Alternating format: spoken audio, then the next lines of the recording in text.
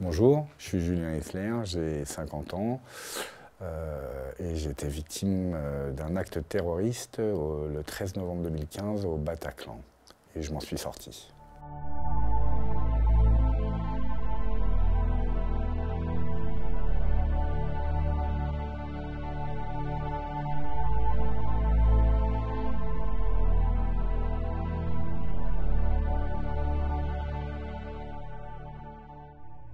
Le 13 novembre 2015, moi je travaille depuis une trentaine d'années dans le milieu de la musique et ce jour-là passait donc en concert Eagle of Death Metal. Et j'ai un ami donc de la maison de disques voilà, qui m'a proposé des places pour aller voir ce concert s'il ne pouvait pas y aller.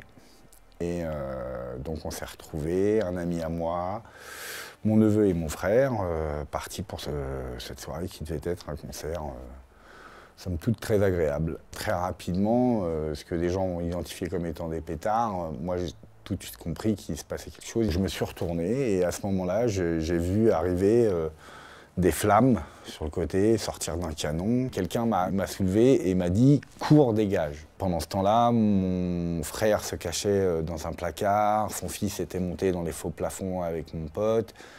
Et moi, je ne savais pas du tout ce qu'il en était, de ce qui leur était arrivé. Donc j'ai envoyé des textos. J'ai d'abord eu mon frère, donc ça a été très traumatisant, parce que lui, il n'était plus avec son fils. Son fils était parti devant lui, en fait, l'avait doublé et était parti se cacher. Donc du coup, il s'est retrouvé sans son fils, sans nouvelles de son fils. Le point qui va me faire basculer, c'est ce que vont devenir mes enfants. Voilà. Je me suis longtemps senti coupable d'avoir laissé mon frère là-bas, mon neveu, machin et tout, d'être sorti alors que des tas de gens ne s'en sont pas sortis.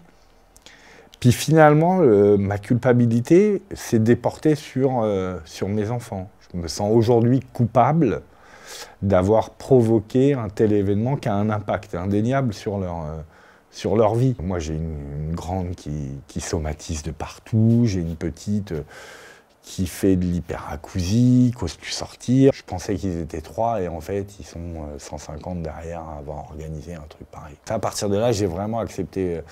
Et c'est ça et ma rencontre avec l'ONAC. J'ai rencontré les équipes de l'ONAC et des Bleuets de France. Donc j'ai appris à devenir victime de guerre et par le procès et par les Bleuets de France. Je me retrouve aujourd'hui face à des gens qui me proposent des accompagnements qui aujourd'hui permettent à mes filles de pouvoir faire leurs études, d'avancer un peu plus sereinement dans la suite de leur vie. Moi, en tout cas, j'en suis ravi et je suis très redevable de ça. Pour que l'espoir continue, chaque geste compte, faites un don aux Bleuets de France.